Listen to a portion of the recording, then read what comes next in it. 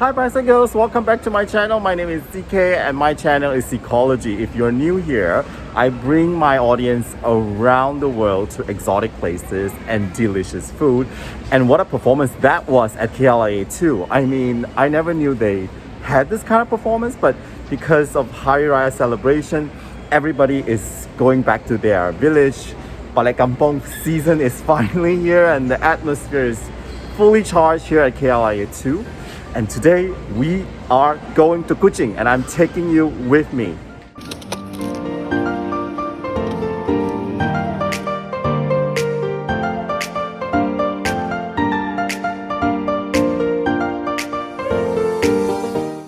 It's absolutely packed in this airport. It is busy season. Everybody's going back to their hometown.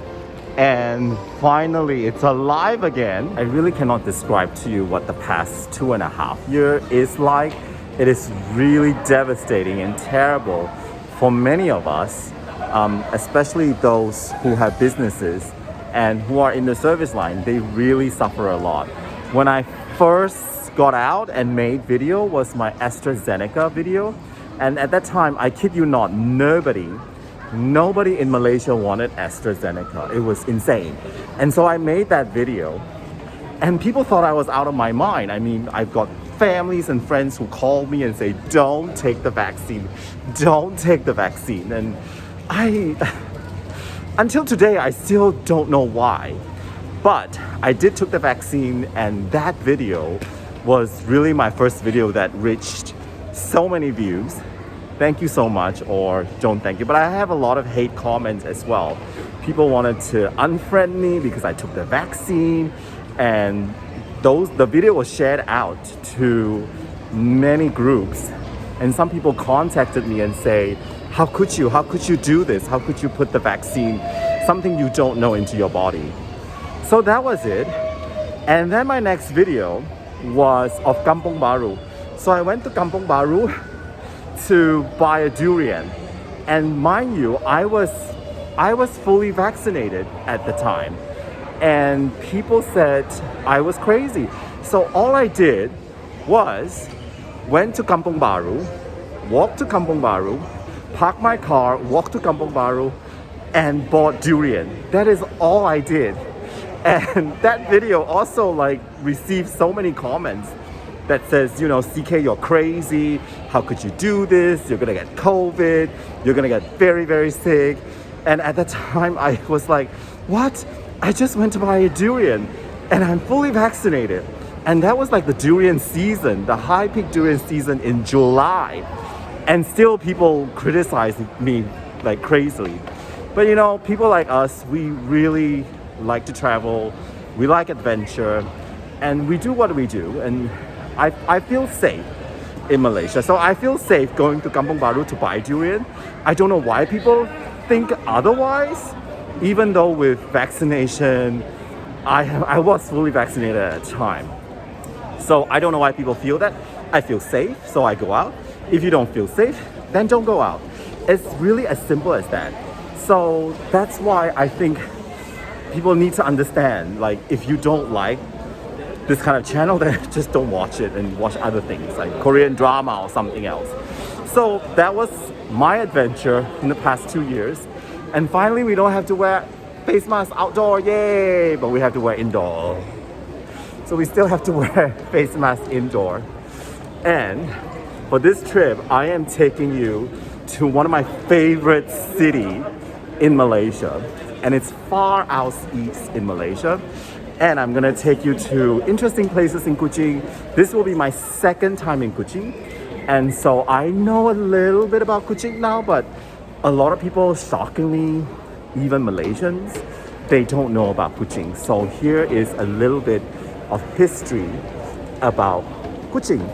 Kuching lies on the Sarawak River in the province of the same name and has a unique history. It is perhaps the only region in the world to have been ruled as a personal kingdom by a British adventurer and his descendant. Kuching area come under of the Sultanate of Brunei, and by 1836 was being challenged by rebel groups in the region.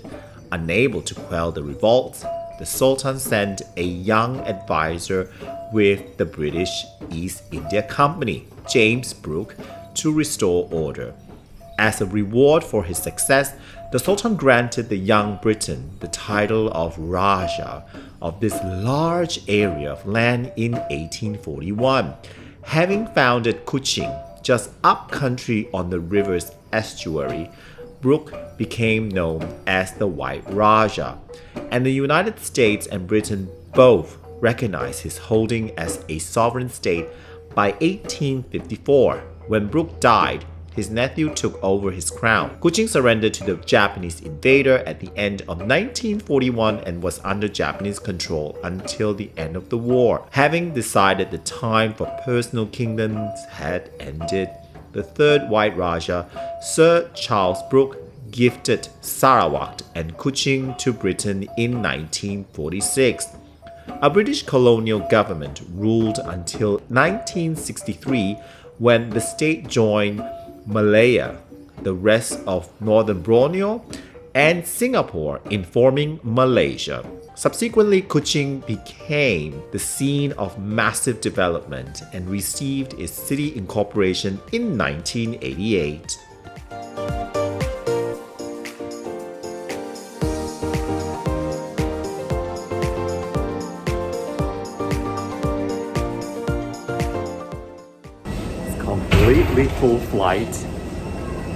Completely full flight, but I made it. Here is Sarawak. I'm so excited about this trip. It's a complete full flight, but I made it and everybody was really quiet. The kids were really quiet, thank God. And here we are.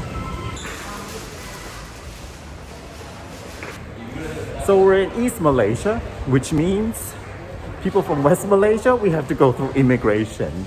And that's one of the agreement for Sarawak to join Malaysia is they're in control of their immigration, and that's why I need to go through immigration.